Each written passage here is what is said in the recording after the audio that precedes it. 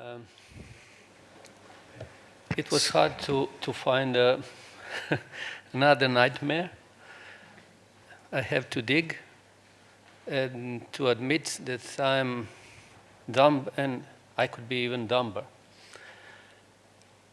I will present you the same patient, the same operator, it's me, with 2 life-threatening complications and many wrong decisions.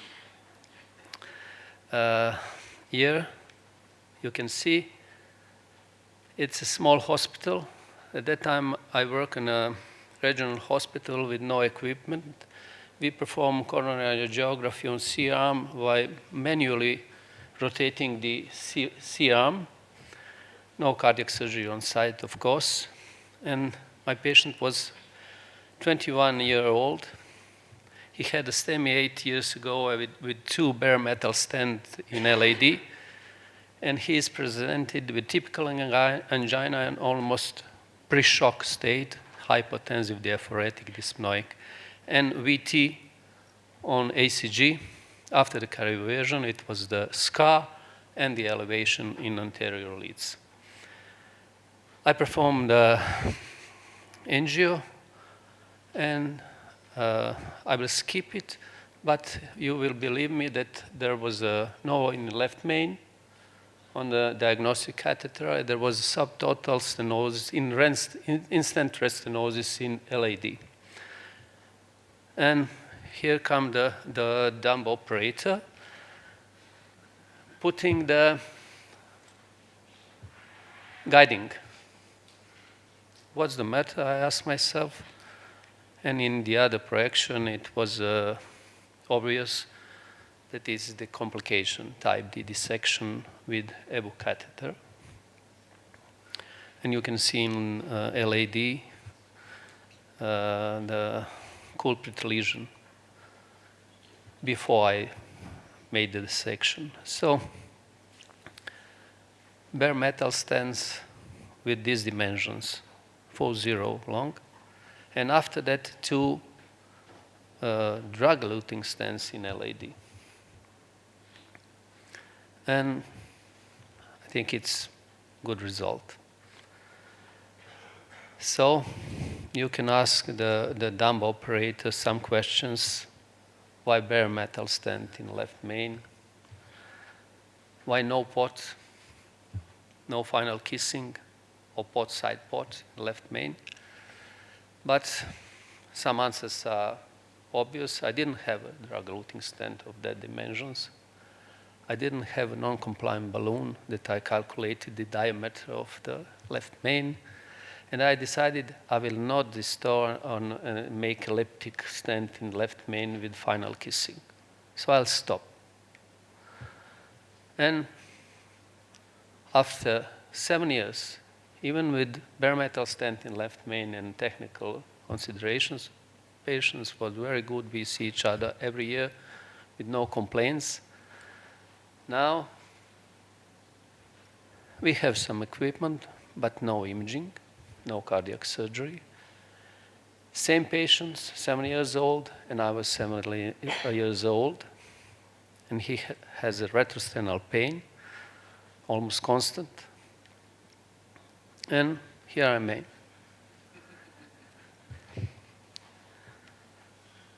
Can I be dumber? This is the almost well done. No POTS, no rest stenosis in LAD, left main.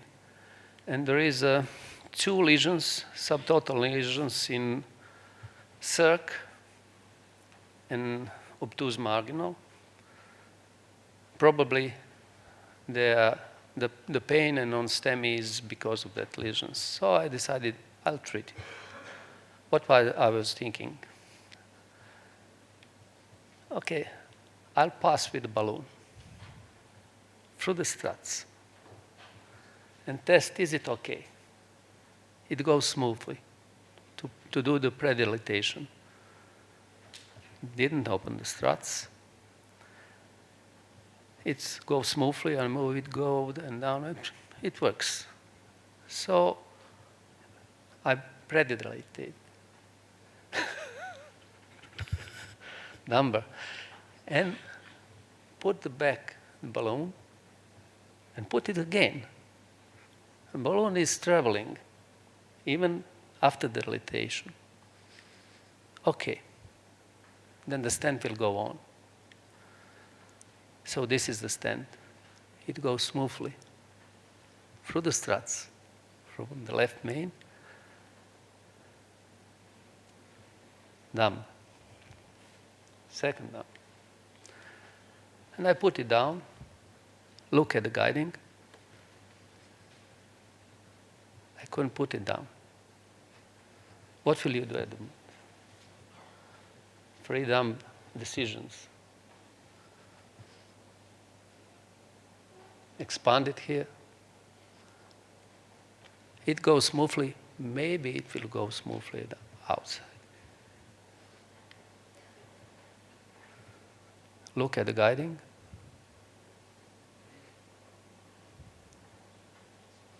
It goes maybe to disturb proximal stent in the LAD, but it's endothelialized.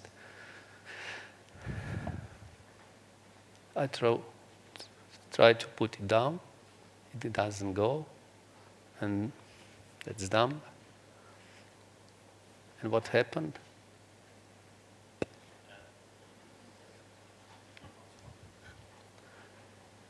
Even dumber. What do we have now? We have stent half in left main, half in the proximal part of the circ. And it's, you didn't ask the measures. It's almost 33 centimeters long, and the diameter is 2.75. The left main is 4.5. Huge this mass. What will you do now? So,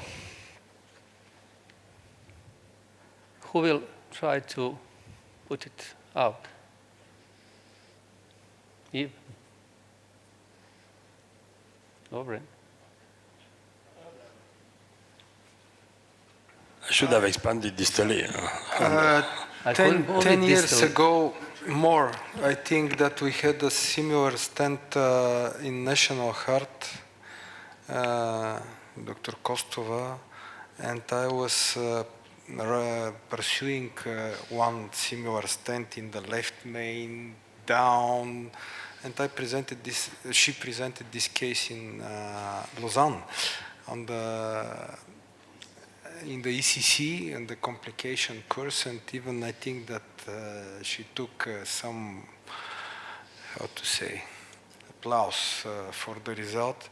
So actually, and I'm very happy that I decided not to present the initial case which I intended for today, because it is very similar to this one.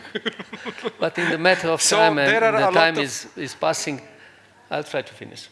Yeah, okay, let's go. This is a new balloon, 220, and I put it, I have a wire, and the stent is on the wire.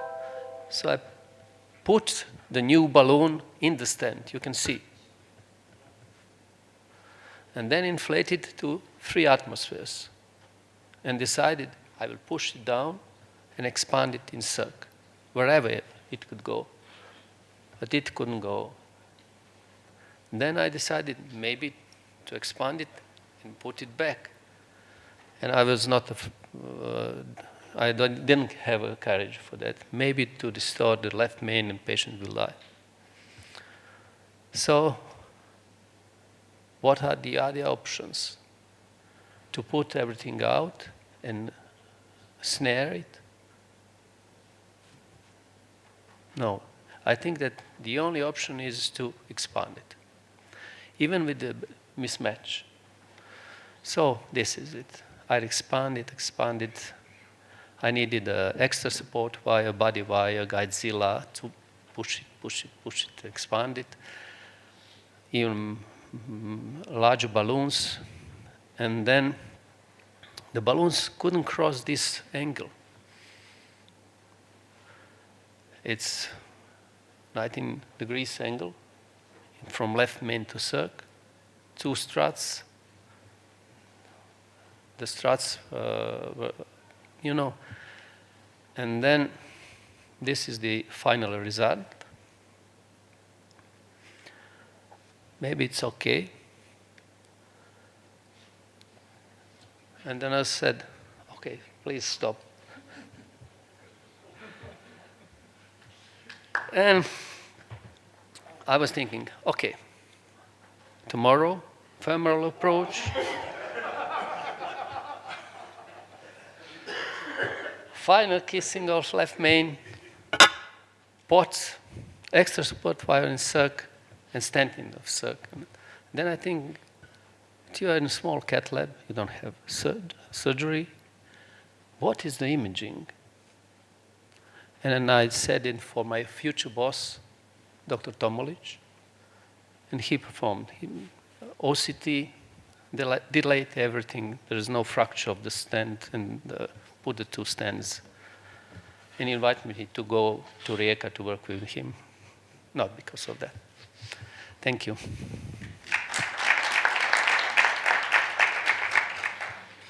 Generally speaking, there are several options in those cases. This is the one. There is, unfortunately, we have quite a good experience with such situations in Bulgaria with Alexander. We removed a lot of stents. We had such a series several years ago, probably because of some produced stents, but you can crush it. This is another, just can go with another wire, crush, and then cover everything with a another stent. You can try to inflate distally because you have a wire, just to take a new balloon, go distally from the stent, inflate to 3-4 stent balloon with 0.5 millimeters larger than the visual distal estimation of the stent, because it is always deformed, and try to, like a Fogarty maneuver, just to withdraw it.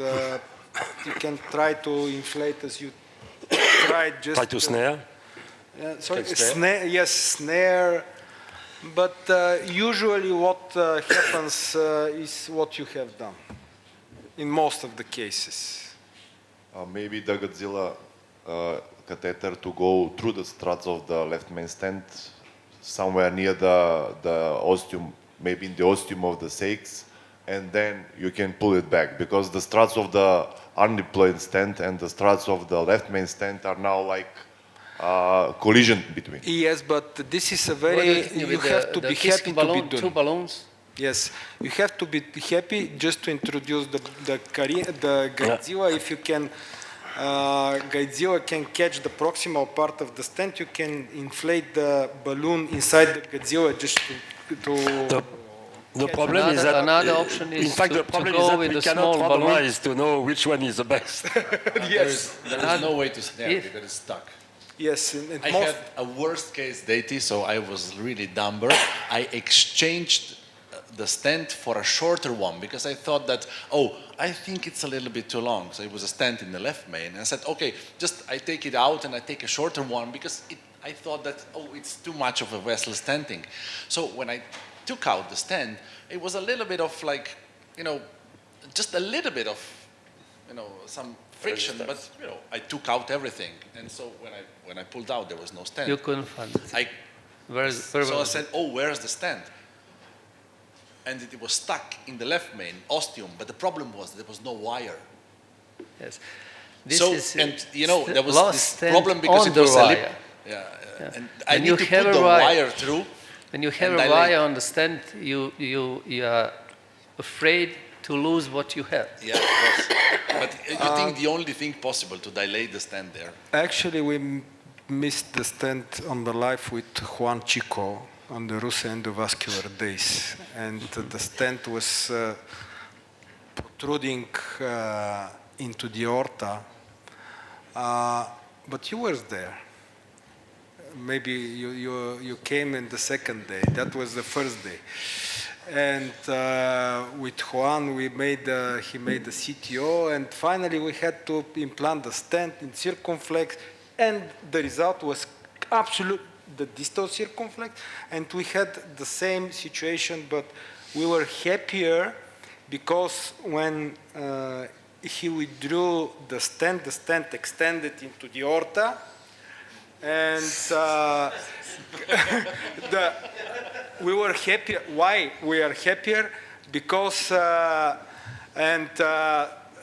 we were happier from one side and lucky from the other, because actually during the pullback maneuver he withdrew the wire, and but the stent was protruding into the aorta, and I catch it with a snare, and I withdraw it, and finally we stent everything.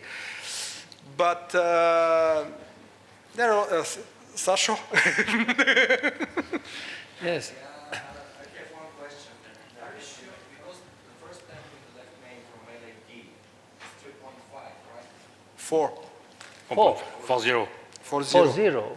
Are you sure that you 8 years through ago, the struts bare or metal stand 4-0. 4-0, but this left main is at least 5? Yes. Are you sure that Maybe you he was- through the struts and no Yes. behind between- the struts? Because everything was going smoothly, even Yeah, that's my extension point. catheter. I don't think that it was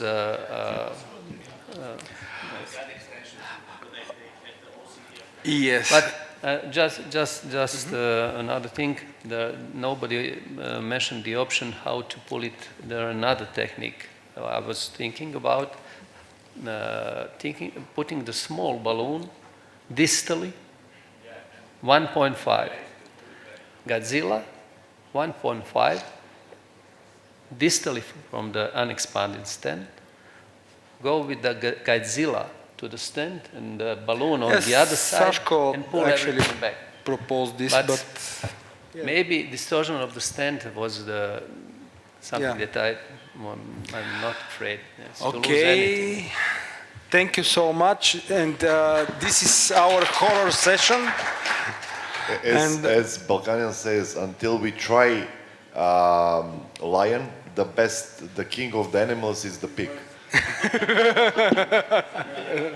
Okay, now if we are impatiently wait for the I'm quite sure that none have seen this case, because it was performed 20 years ago. So probably in the room, a lot of you were not even in the School of Medicine. And so it was presented by my fellow in EuroPCR 2005. So we go on. No, the interest. Of course, I've the interest, you will understand. So 2004 was a corner angiography 2004. It's a male patient, 55. Oh, sorry, this is, I don't want them to go too quickly. He's a former smoker, hypertension, dyslipidemia, PCI and stent on CIRC in 2001, and ischemic test, anterolateral inferior ischemia, coronarography. So coronarography showed a lesion on the LAD2, 70 to 90%. That's a pity. And no restenosis on mid LCX, and RCA normal, and left ventricular ejection fraction normal. The angioplasty was scheduled with, from the radial with L2 guiding catheter. Okay.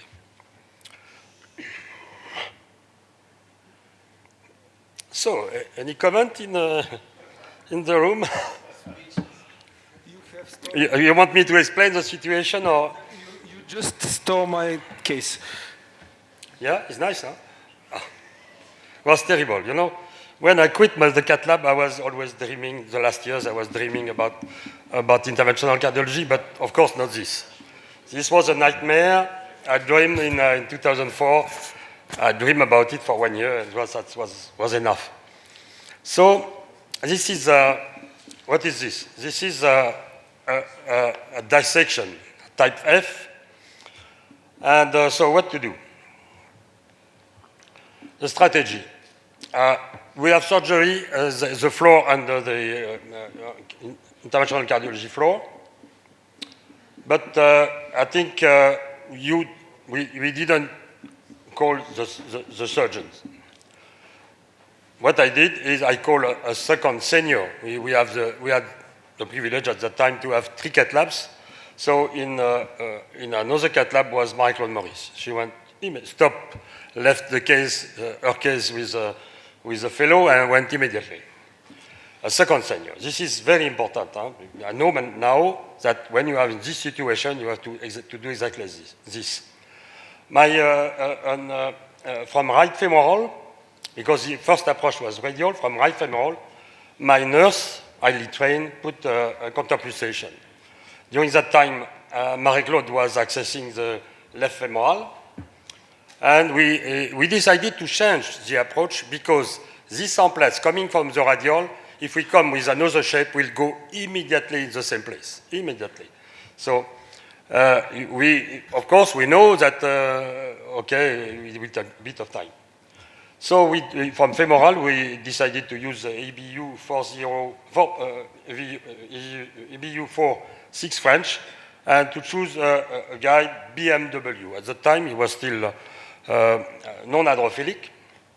And because my idea, and I verify that very frequently, when you have a very sophisticated hydrophilic wire today, you will go anywhere, you know, without feeling anything. And if you have dissection, you will land at the end of the heart, you know, even in the pericardium. So I need a wire where you can feel if it's difficult to advance, presume dissection, and to have a better guidance. So, counterpulsation is there. The situation has evolved a bit, and if you look in detail, here we are injecting LED here with a small channel, and the channel is interrupted by the stent. You see, and you follow this channel, we discover that it is the true lumen.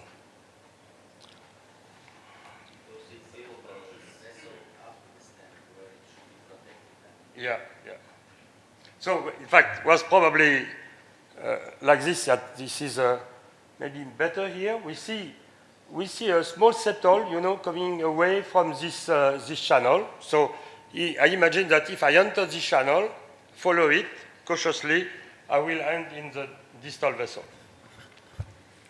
So, here it is.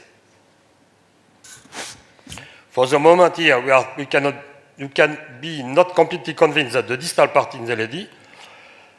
We put a wire in the circ.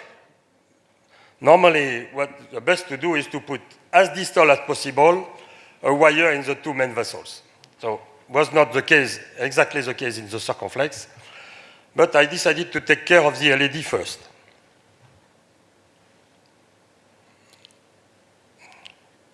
This is after balloon angioplasty, probably. I'm not sure from here. Sorry. Yeah, so we have no stent for the moment. And after balloon, I decided to put a long crossover stent. So it was a 3.5, and with the option to go with spot to 5 millimeter.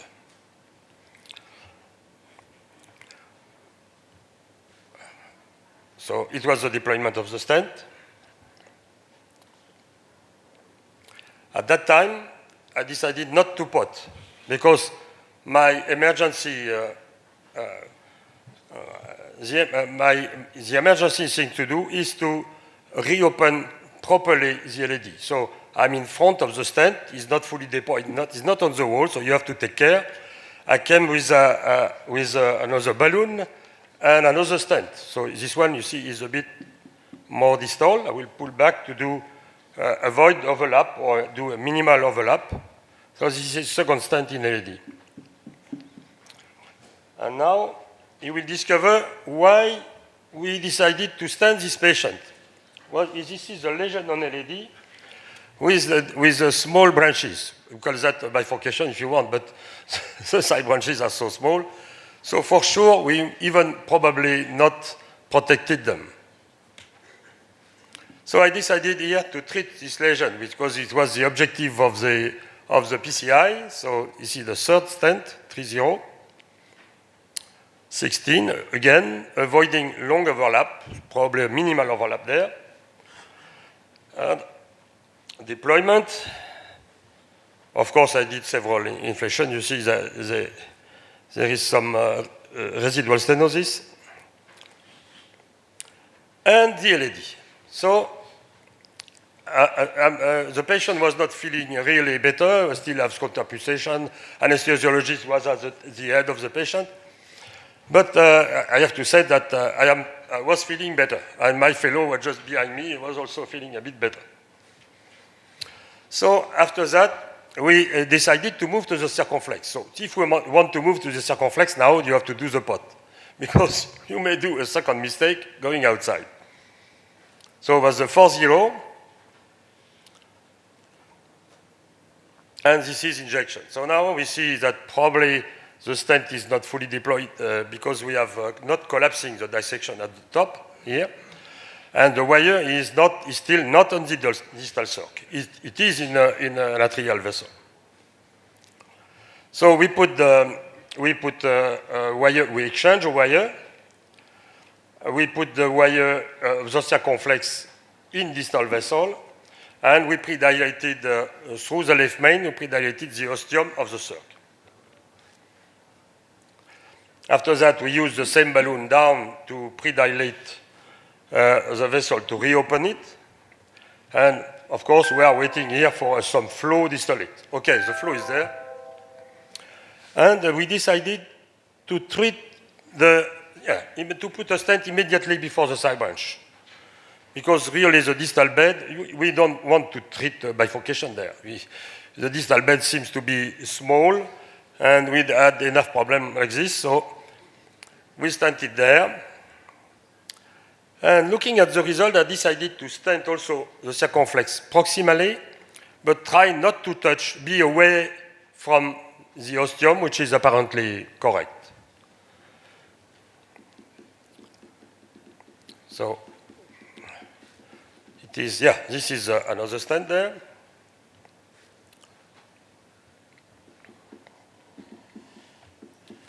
Of course, I show one inflation. And this is the result, but it's time maybe to optimize. If you calculate the diameter LED circumflex there, you have not a good expansion of the left main. So we did a last stent. You see you have a myocardial bridge on LED. So it's not recommended at all to stent that. And this is a KISS. And after that, 4-0 and 3. And after that, we did the pot with 4-0-12. No, 4.5, I think, the last one. It's not there. And this is the final result. Still a marker of dissection on the right picture. So we were so very sorry to explain in detail the family and the patient when he was better. But okay, we were happy to have this patient living because it was a really situation, a very difficult situation. So final angiographic control Timitri flow. He was in cardiogenic shock, so he has the counterpulsation, and he was sent to cardiac surgery intensive care unit. And the follow-up is the vascular closure was tear-band on the right radial, angioceles on the left femoral. Intra-aortic balloon pump was left in place for several days. And the blood pressure quitting the cath lab was 85 systolic without IABP, 100 with IABP, and scopy time, total scopy time was 34 minutes. And the follow-up, no cardiologic, neurologic problem after that, EKG normal, cardiac echocardiography normal, and biology CRP a bit high, and troponin C, the peak was 9, and intensive cryonic for 4 days, and total hospital stay 7 days. And my conclusion on this, of course, we discussed as a group was the practice in Massy. We discussed as a group this complication. Back. Another situation when it occurs, when you inject, when you are still moving the catheter. You know, for the right, this is common. You are moving the catheter, or your nurse is injecting. You enter the right, you don't have the pressure, you inject and you dissect. So never inject contrast when you are moving the catheter. When you have this kind of problem, I repeat, have a second senior as soon as possible. You have to train your team, and we continue to train after that for this kind of situation. We feel in Massy very comfortable to have anesthesiologists taking care of anticoagulation, taking care of any problem of movement, of any hemodynamic problem, allergy, and so on. Wires, when you have this, you have the goal is try to put a wire as deeply as possible in the two main vessels. After that, you don't try to treat distally first. You do a crossover stenting towards the biggest vessel, the most important. And then after that, we follow the step of provisional bifurcation stenting from Bifurcation Club. And again, this kind of complication has to be discussed in a mandatory meeting we have regularly. This is by law. We have in the group. We present the complication and we try to have guidelines to avoid the next time. Thank you.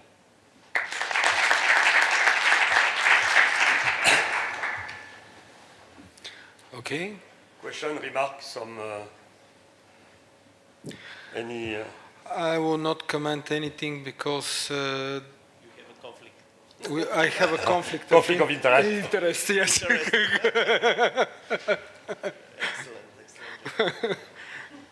Thank you. I'm always, of course, the pity for the patient went very well, but I think we have to prefer to present this. There's a dedicated meeting in Europe for that, and this is very, very useful. It has to be preserved. Thank you.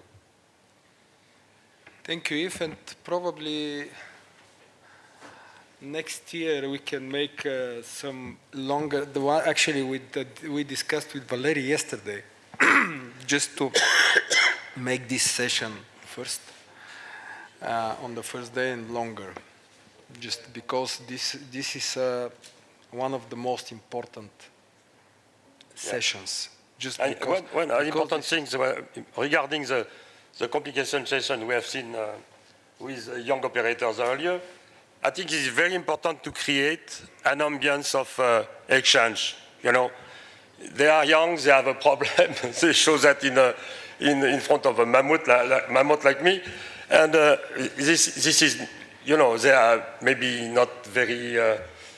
Okay, they can be a bit afraid to present that, but this is a mistake. When I was young, I was doing. I have done since all along my career. I've done a lot of mistakes like this one. You know? So, you have to exchange freely, not give a lesson, not say you should have not done that, but just discuss what was wrong, what was good, was have to be changed. I think this is if you prepare correctly the ambience, then you can have this kind of meeting. Yeah. Okay, Dr. Jolic, you're the next one.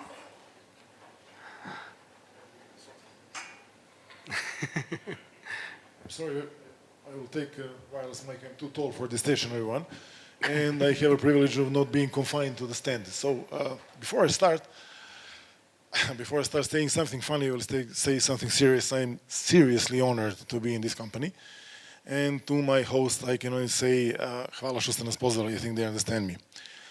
So, looking at, it's very hard to talk after Professor Levard, I think, and after seeing what I've seen now, I can only say that we can feel proud that although we come from a very small center, which is, our town is around 35,000 people, and we don't have also cardiosurgery on site, and when you call an anesthesiologist, usually they say we are doing a cesarean section and we won't be out of the theater in another 2 hours, so provide for yourself. And we can certainly be proud of ourselves that although we are a small center, we have also very big complications. So that you will be seeing in my further talking.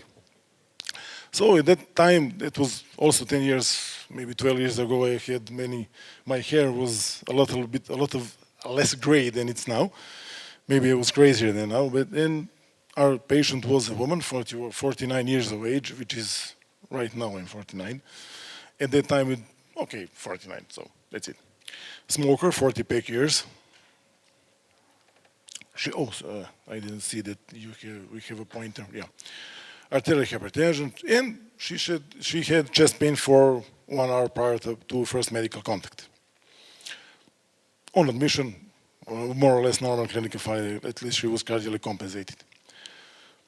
When you see an ECG, okay, inferior wall STEMI, so we start immediately. She was hypertensive, but she feeling well, relatively well at that time, relatively stable for that type of thing. We tried first with the diagnostic catheter to cannulate the left artery, but the curve of the brachiocephalic trunk was so much that we had the trouble of cannulating the left, and I decided to stop the agony and go directly to the right. Okay, you see, probably it's right, and it is. The occluded is right coronary artery. You see the occluded, so we go with the wire. But it's a PCI, it's a heavy weaponry first, so you start firing it once. You put it in a wire, okay. You then have distally flow,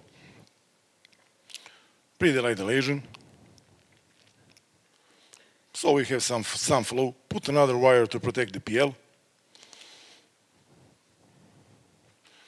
So everything is doing fine for now.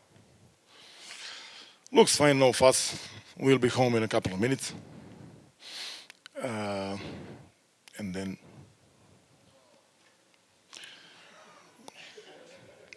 good pressure. Good pressure on the start. Everything looks fine. The catheter looks fine. But the luck is that my wires, at least my wires are in place. So I have wires in true lumen. At that time, I have two possibilities. First of all, I was contemplating suicide. The other thing, I didn't know if the patient will die or I will die at this moment. My senior was my junior, actually, or I say, no, I was his junior. No, that's my boss, Vlada, who was on the other side of the glass head, who actually had the same experience as me in this theater. And when he saw the dissection, what's this conscious doing here? This is dissection, okay. And when we put together ourselves for a couple, let's say, we didn't have a couple of minutes, we had a couple of seconds. So the only option was to stent the proximal part of this and try to do a flaring and stop this thing from going down and stop giving contrast. Unfortunately, back then, and well, let's say fortunately, back then and now we are using the pump. Maybe when you look at this can be a culprit for this such a thing, but who knows? And as they say, after the battle, every general is smart. No comment. It's pretty much spread. That's a Dunning classification, just to remind myself at that moment what should have done. Regarding this classification, this patient should go to surgery. Unfortunately, our nearest surgery is 2 hours, 38 minutes drive by car, not by emergency car. And when you calculate in the possibility that you need to put this patient, organize a crew, that will be over 3 hours. To compare, is it so far from Zajac to Sofia, is 3 hours, 18 minutes. So it was equally for us whether we go to Belgrade or Sofia. So yes, it is so far. Yes, the anesthesiologist is not there. Yes, provide for yourself as you know. And immediately we are putting a temporary pacing electrodes to be sure. On the other hand, the woman is quite baffled. The patient is looking at us, hey, what's happening? I don't have chest pain, I'm all right. Okay, that's better for you. But let's go home. So we placed a temporary pacemaker, Ostial RSA, Science Alpine, whatever, do a flare. For this time, that was enough. Unlike the professor, we didn't continue the procedure. We stopped here. You see this staining going up the aorta. Transthoracic echo immediately. Fortunately, nothing in the pericardium. That's our radiology report, meaning that they, of course, they did see the section. We were fortunately during the whole time in contact with cardiosurgeons from Belgrade, and they told us that, okay, you put in a stent, wait and see, you don't have another option. This is control CT after 7 days in our institution, and fortunately everything went fine. Unfortunately, the patient refused any other invasive procedure. Fortunately, I'm still in contact with the patient. I have her phone number. She's still being treated, but when we mentioned to her a possibility of another angio, says thanks, but no thanks. So I hope that everybody are relieved. I can only thank you for your attention and tell you that we can see you around an old mountain in November 2024. This is our old actually emblem, but when we make a new one, it will say for this year. Thank you all for your attention. Okay. I think that Deity, because started with dump and dumpiest, probably this is, we can, because I'm the last one, and I will be the dumpiest from everybody. Yes, yes, absolutely, I can bet on that. So, excellent case. By the way, because we have several cases with the right coronary and dissection of the aorta, and this is the most usual place which occurs. What we do in these cases, we also stent distally, just to secure the, because sometimes the dissection propagates distally, but almost for the posterolateral. This one didn't propagate distally, it propagated Yes. proximally, so Yes, we had actually a good function of the aortic cleft. Osteostenting is what should be done. That's it. Fortunately for us and Short the and patient. effective. We Okay. had the same situation in Macedonia 3 years ago, but luckily it was much more complicated because we made the perforation and dissection. But luckily for us, only with the proximal and protruding in the aorta stent to finish everything, and the patient is alive. But Actually, I presented during EuroPCR in 2013 a case when one of my fellows, who is working at the moment in France, who placed, don't take your hand, do you remember this case? He perforated the left main with the guiding catheter, just put it the left main and perforated the left main, and then I implanted 12 stents, one in another, just to seal the perforation and to send the lady to the surgery. And Ferdinand Kimeney, who was on the sessions, he said that he never saw something similar. But I left this case because I think that this one, which I will present after a few minutes, will be even more interesting. Okay, great. Congratulations, Alexander. So the nightmare session continues. Dr. Kamburov.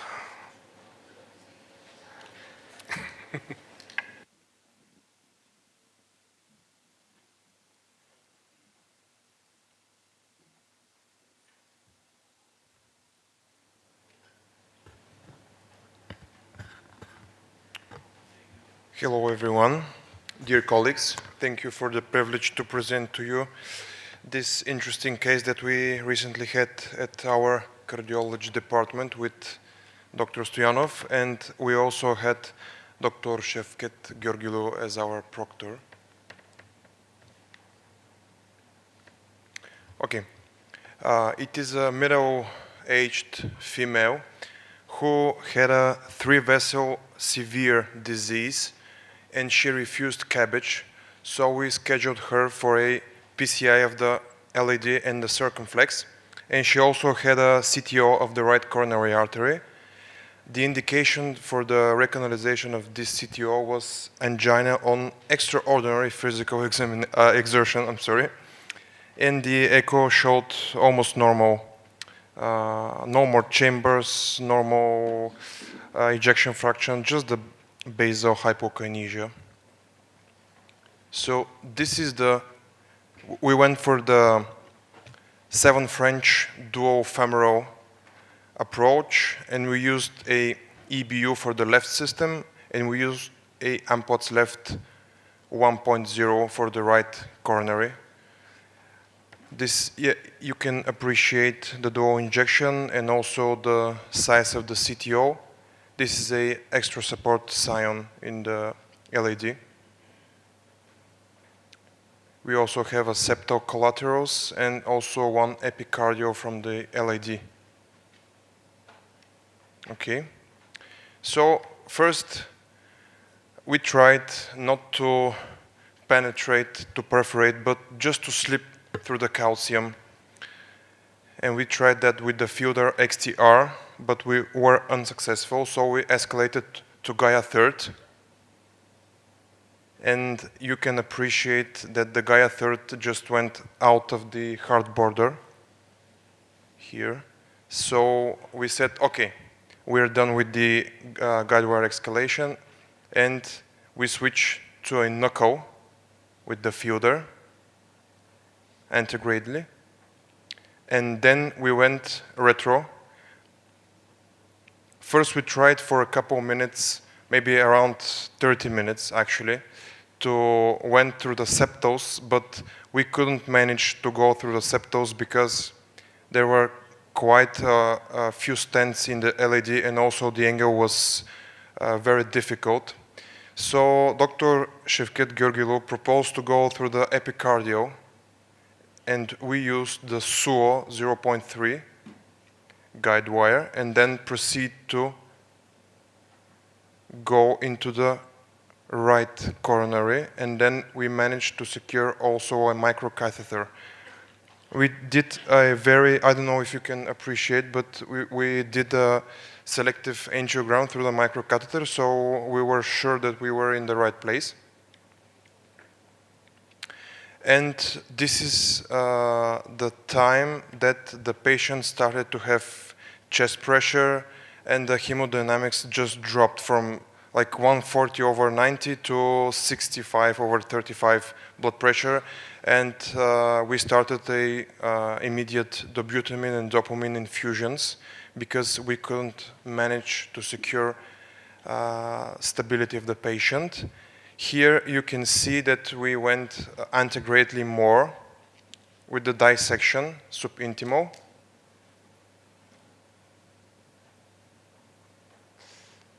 And then we decided that the patient will crash, so we pulled out everything from the epicardial collateral.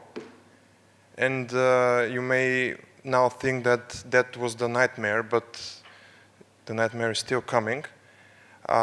So now we checked, and everything was, the LAD was patent and the epicardial was patent, so everything seems to be fine. So we crossed with the Gladius EX14 into the True Lumen, and also did to the PL.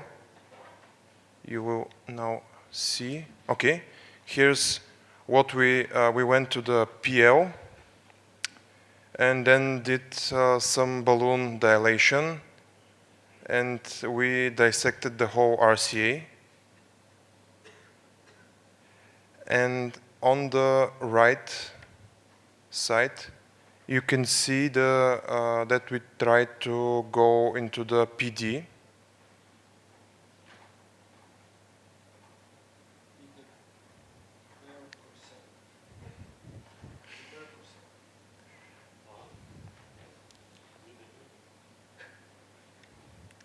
Okay.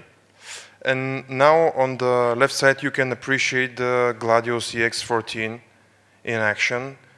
So we went to the PD, and then we almost managed to go to the collateral, and then you can see that we went all the way. And here is after a few more balloon dilations, we managed to secure 2 wires in the PD and the PL. And now after removal, after a big injection, we saw that there was actually a perforation. And I said to Dr. Stoyanov, maybe we should inject from the left side and see if it's still there, but it was still there, yeah?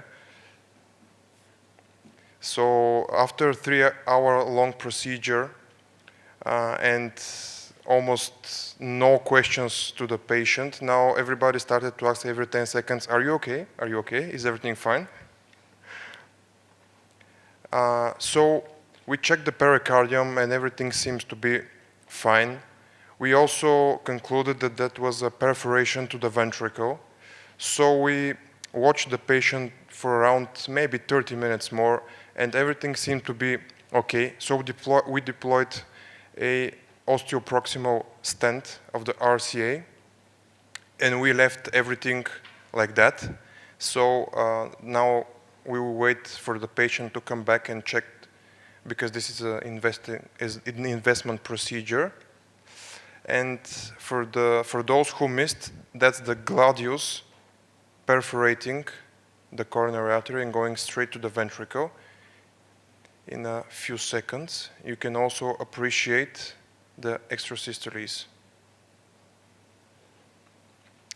coming right now. Yeah? Yes, yeah. Okay. We appreciate that. Okay, so congratulations.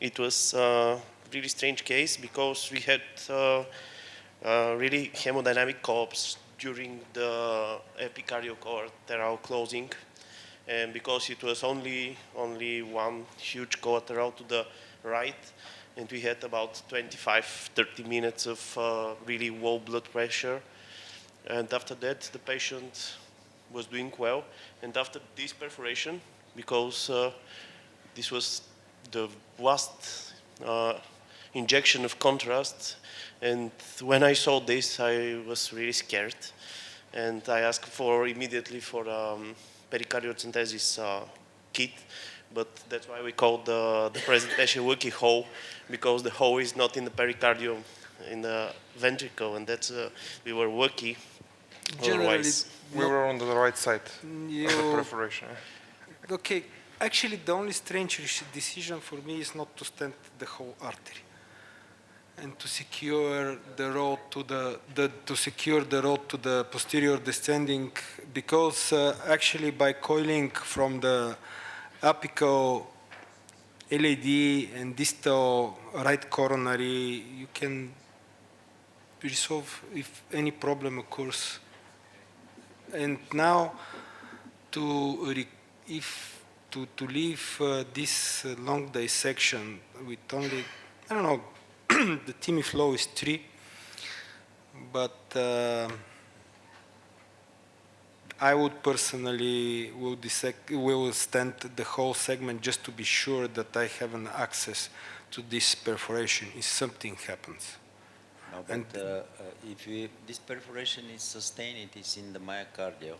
and it is drained into the right ventricle probably.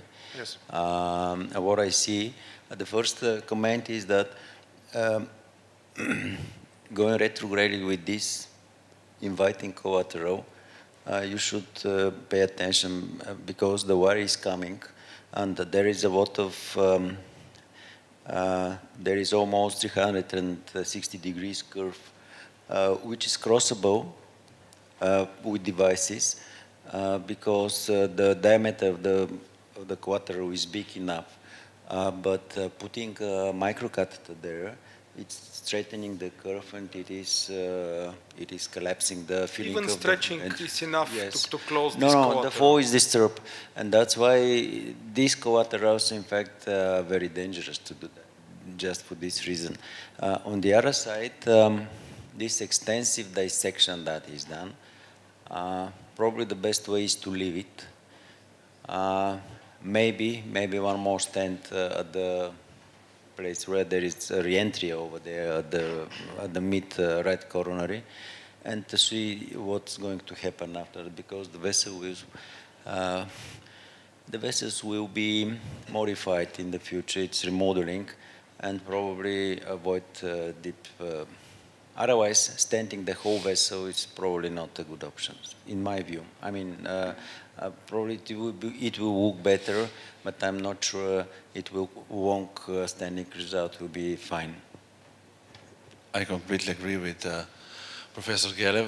It's a nice investment procedure. You should check up in 90 days, not more than 90 days. And maybe you will need to put maybe an additional stent, maybe even not. But if it close during the follow, probably. Unfortunately, I have several cases. This is what I say just based on my unfortunately poor experience, and I left several cases in this way, putting a proximal stent, because I have several cases, 3 or 4 at the moment, which I remember, and they thrombosed later on. And then recanalization, re-recanalization is extremely tough. I mean, and there is a lot of thrombus. The patient came after 30 days, usually, and you see that the stent is closed. I personally, if I'm doing, I would not place a stent at all, generally. Or if I stent, I will stent it the whole length, because you have a very good distal targets, very good distal vessels, and this is my point of view. But as I said, everything is based on personal experience. If you look at what we have, this is a tube, and you can see in PD and PL there are branches only at the end of the vessels. And everything, if you stand it, you close all these branches that are here. I mean, and this is the shortcoming of the STAR procedure typically done. If it is LAD, I'm completely agree. No, but even you see PD has only branches distally, and PL even it is more pronounced. You see some branches that, but this is one dissection. These branches are closed. And if you put a stent, you fix this. That's what I think, and probably it is better to leave it like this and see what's going to happen. We'll see next year. Yes, that's a great case. We'll follow the patient next year. Thank you. Thank you.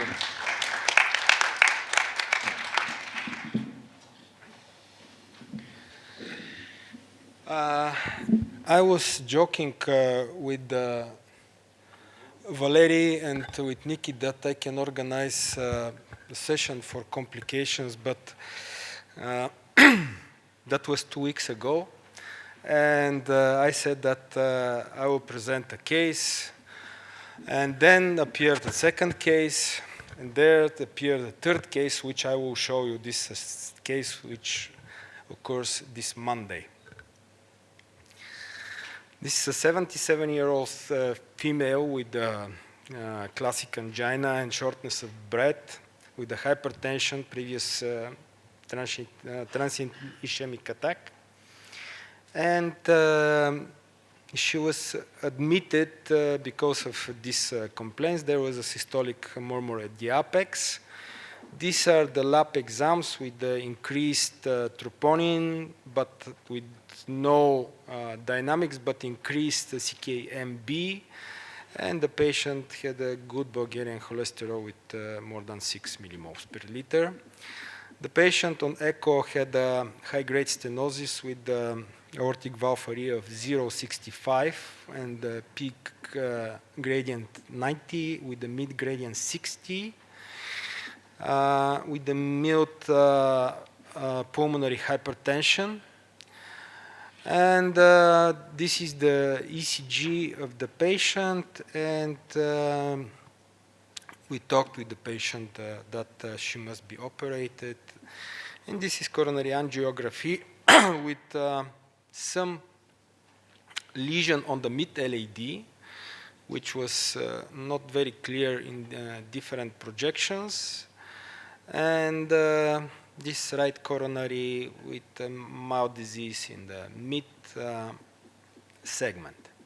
So this is the peak-to-peak gradient with 66 millimeter, which is correlated with the mean gradient of more than 60. So this is a really high-grade aortic valve stenosis. So we decided to check this stenosis before the operation, just not to leave the patient with some doubtful lesions on the LAD. The FFR was 0.86, so we decided that it is non-significant. And after withdrawal of the catheter, we had this situation. Not only this situation, we had this situation. We had a dissection of the whole ascendant aorta plus sinuses plus. We have this situation. I told you that there is always you can find some dumbiest than you. So the patient collapsed. She was in shock. This is a patient with a critical aortic valve stenosis. Critical aortic valve stenosis. Not only with this one. So actually, the case was started from one of my colleagues, and the patient practically was in shock with 70 to 30 blood pressure on inotropes. And I just joined to the team at that moment and wired the circumflex LAD, and I tried to fix the distal dissections, and even I didn't record that here on the circumflex there is a stent, which I implanted first. And then I decided to implant a stent on the mid-LAD just to seal the dissections. And this is the result from my sealing. As you can see, there is nothing happened, and I decided to seal the proximal dissection. The proximal point of dissection was left main, osteo left main, just to fix it. And this is the result after stenting left main. Unfortunately, LAD did not improve. So I placed another stent on the LAD. The result after this stent was not so much improvement, and the fifth stent was placed in the proximal LAD to the left main. And now the patient stabilized. The flow was open to the LAD and circumflex. And then I made a pot just with a 5.5 millimeter balloon. And on the control angio for the circumflex, there was a still persisting dissection As you see, I removed the wire, but the flow was still not best, so I implanted one more stent in the circumflex with the several kissings, pot, and that was the final result after 6 stents. The patient was secured with the stable blood pressure, no complaints. This is CT of the aorta. As you can appreciate, which we made it, the patient went to the CT immediately. There is a dissection here, extending up to the left carotid and brachiocephalic trunk. Here, you can, this is the dissection flap. It stopped just at the, here you can see, just on the turning point of the aortic arch, and the dissection just stopped at the ostia of the brachiocephalic trunk, left carotid, and left subclavian. The patient was pretty stable, and this is the CT from the next day. When I saw the CT, I decided that they took a wrong patient. That because there was no dissection there, but my stents were there. So that was definitely a sign that that was my patient. So, and this is the 24-hour CT. Here is the aorta. As you can see, there was some embedding of material at the very ostium. Here are my stents, very well visible in the LAD, and everything sealed in 24 hours. So the patient is still in ICU now, but she's there just because we are afraid of, and we decided to send her home probably tomorrow, just after 1 week. We had an extensive discussion because of the aortic stenosis, because this is not a single problem with this patient. She has a critical aortic valve stenosis. We have had an extensive discussion with our cardiac surgeon, and we decided finally just to check the endothelialization after 3 months with OCT, just to be sure that everything is endothelized, and then to decide again should she receive TAVI or surgical operation. It will depend on the, we'll see. So this is the case, the last one.